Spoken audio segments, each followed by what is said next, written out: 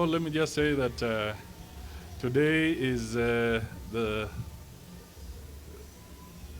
second day after the president officially opened this year's agricultural show, and I'm here with the chairman, the CEO, the PS from agriculture in charge of crops, and I can only make a few comments and then get to hear your questions.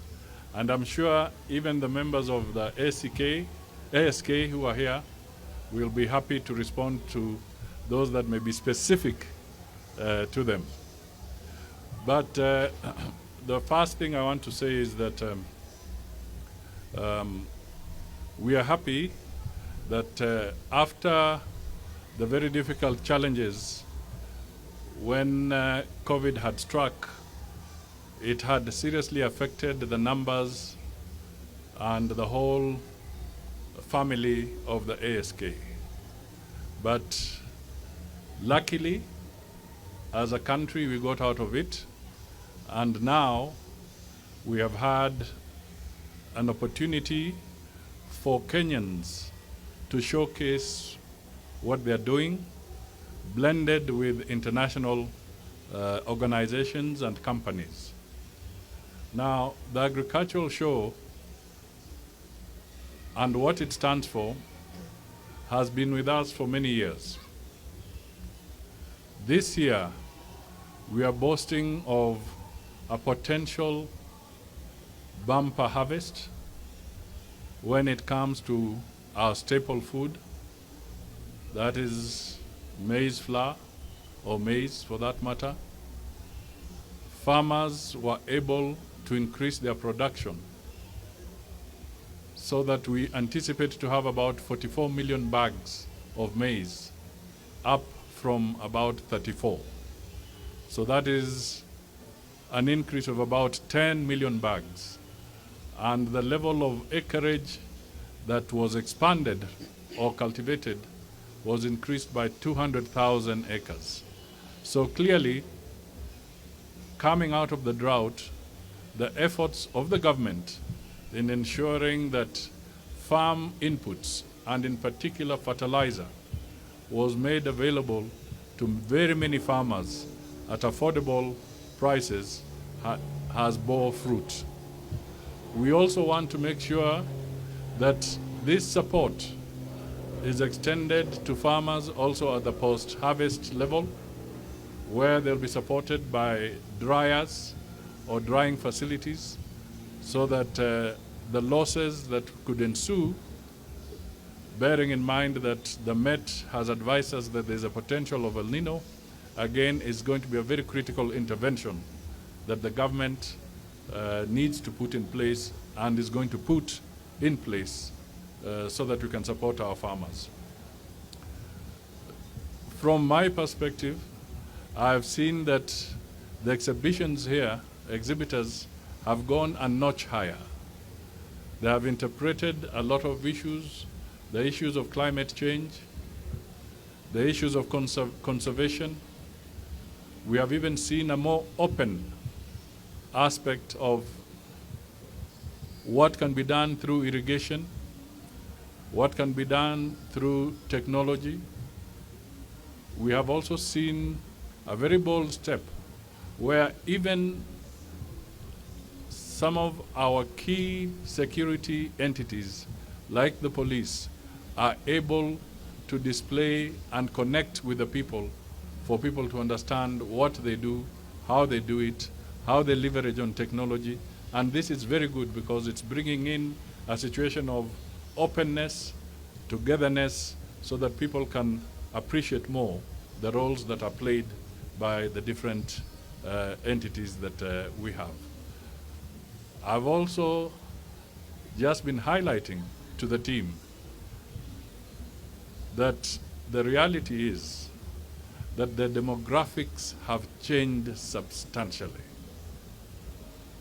We are now dealing with a Kenyan population that is about 70% between the age of 35 and below. So the challenge we are going to have going forward is what can we do so that we can captivate the minds and the imagination of this young generation. They are the majority. What can be done to get them attracted to farming? What can be done to get them attracted to business, to manufacturing? This is the challenge that we will have to live with and to find solutions to, because it cannot be business as usual. These are young people, ready to go, raring to go, intelligent, well-educated, and therefore, if we are going to make sure that they play that pivotal role, we must do something out of the ordinary, and this means that leveraging heavily on technology so that we can work with them and walk with them into the future as various challenges arise. So I'll leave it at that, and then I'll wait to hear if there are any specific questions, because I was focusing on agriculture, and I know some of you may want to fire something else. And frankly speaking, my beat is on politics, so allow me to just shoot. Okay. Starting with yesterday, we saw you with Honorable Kalonzo Musyoka on the process to have electoral reforms in the country. So my question would... A meeting of various stakeholders to discuss several aspects of critical legislation as we move into the next cycle of election. It brought together members of parliament relevant to the committee that deals with those laws, that is the JLAC committee, political parties, IEBC, the Kenya Law Reform, other government departments, all coming together to consider various aspects of the critical laws that would be useful and helpful to ensure that we continue to consolidate democracy in our country. So that is the circumstance in which I met with Honorable Stephen Kalonzo Musyoka. And the fact that it was open, it means that we do not intend to have any backroom meetings. We want to have open meetings. We want to have an open conversation. And I'm happy that even as we are here at the showground, those who have been following the events at Bomas, the conversation has been open.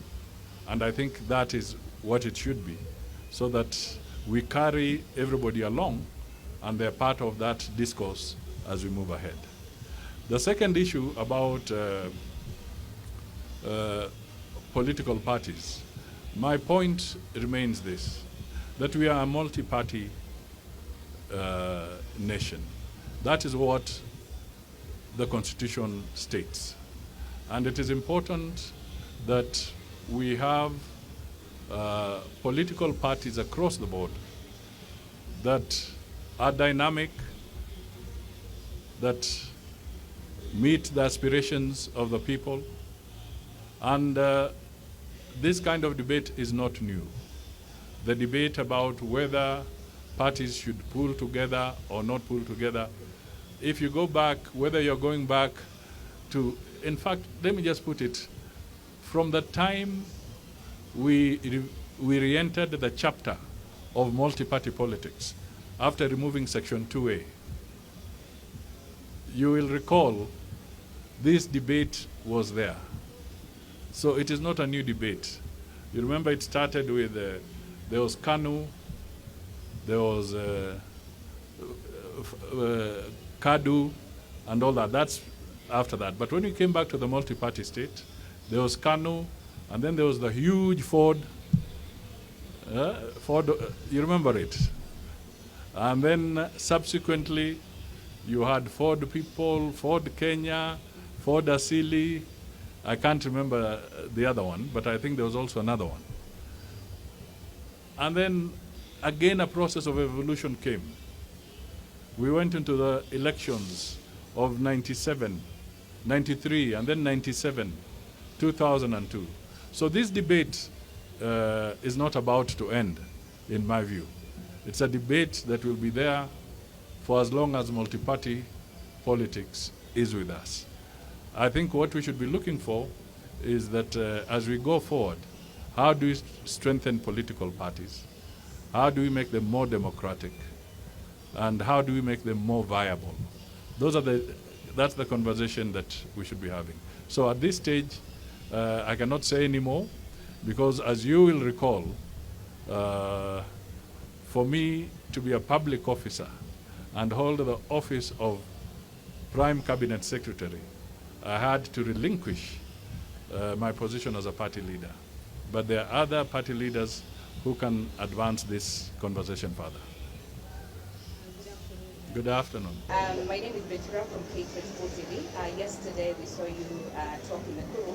You pointed out about the preparations for the 2027 general election having a possible delay.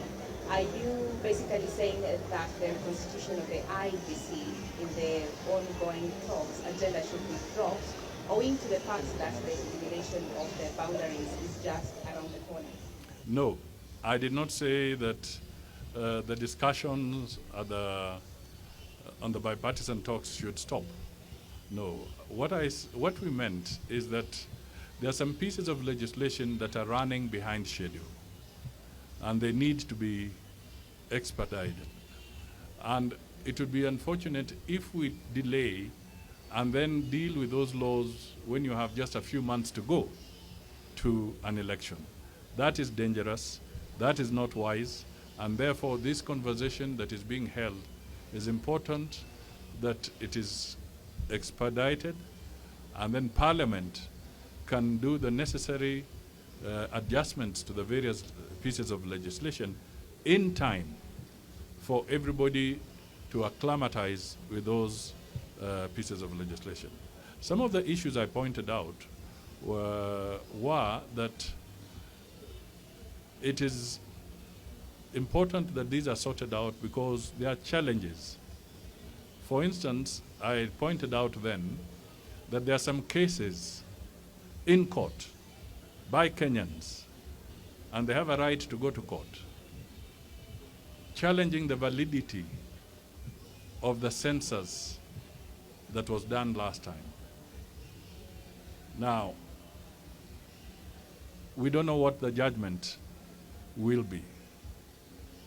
But if, for some reason, the court upholds the position that the census do not meet the threshold of validity required, then you can see that becomes a challenge, because the law on matters delimitation is pegged on accurate or clean data that can only be generated from the census. So if that turns out to be a nay, you can imagine what the implications are on the other side. So this is the kind of example I was giving. But I did not say under any circumstances that the conversation on IBC should not continue. My name is Kevin Cheruiyot from the Nation. I have two questions. The first one is, what's your take on the expensive dialogue in terms of, we have seen on the report and the media that about 100 million will be spent by the dialogue committee. And the second one also arising from the government is about the suggestion from one of the senators that the presidential term limit should be extended from 5 years to 7. That's your take on it. Thank you. What I can tell you is the following. Only a few months ago, in fact a few weeks ago, Kenyans were putting a lot of pressure that they want dialogue, that they want a conversation. They were saying Maandamano is hurting them, so they want a conversation.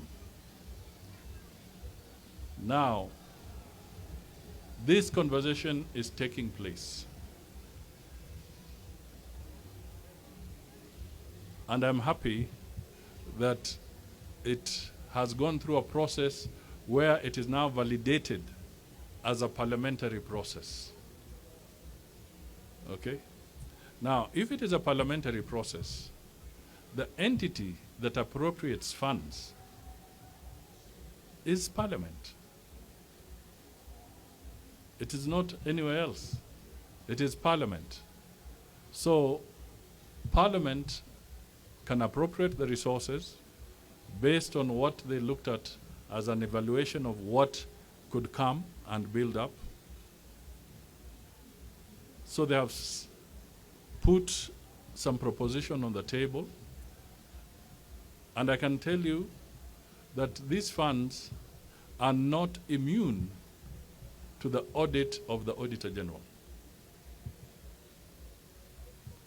It's public money. It's not immune to the audit process of the Auditor General. Equally, to appropriate any funds, it must be consistent with the Public Finance Management Bill, or Public Finance Management Act, not Bill, Act, which is in law, which stipulates how resources can be utilized and for what purpose they can be utilized. So as far as I'm concerned, the appropriation is not a problem. The allocation is not a problem. What we might argue is that we hope and trust that they will do everything in accordance with the law so that there will be no audit queries by the Auditor General. The second thing that I want to point out is that this is a Kenyan process.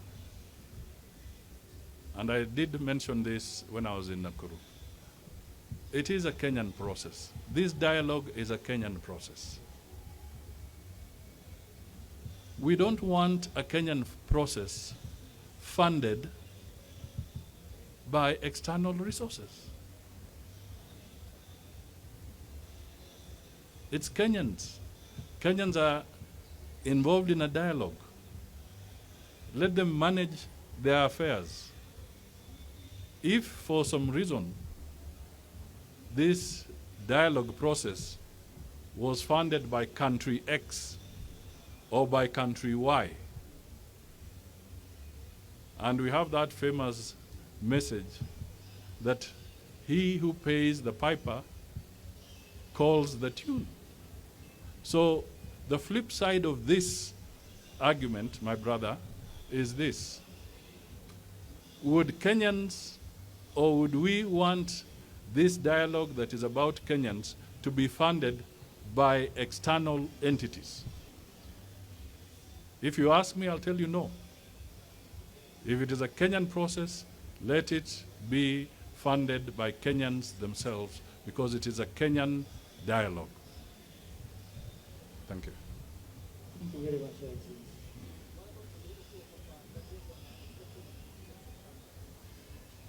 That I cannot stop people from talking. All right? But there are some things that in a democratic process, sometimes you hear, because you cannot stop people from speaking, but it doesn't mean that you believe in them.